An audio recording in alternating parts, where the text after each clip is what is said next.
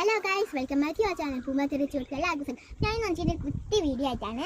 അപ്പോൾ ഞാൻ ഉണ്ടാക്കിയ കമ്മലാണ് ഗൈസ്. ഇത് ഞാൻ പിന്നെ ഉണ്ടാക്കിയ മോതിരമാണ്. ലോക്കറ്റ് വരുന്ന ടൈപ്പ് മോതിരമാണ്. കണ്ടോ, ലോക്കറ്റ് ടൈപ്പ് വന്നൊരു മോതിരം. പിന്നെ ഒരു യെല്ലോ സ്റ്റാർ ബീഡ്സും ഗ്ലാസ് ബീഡ്സും ചേർന്നിട്ടുള്ളൊരു കമ്മലുമാണ്. അപ്പോൾ ഗൈസ്, ഞാനൊരു സാധനം നിങ്ങൾക്ക് കാണിച്ചു തരാം.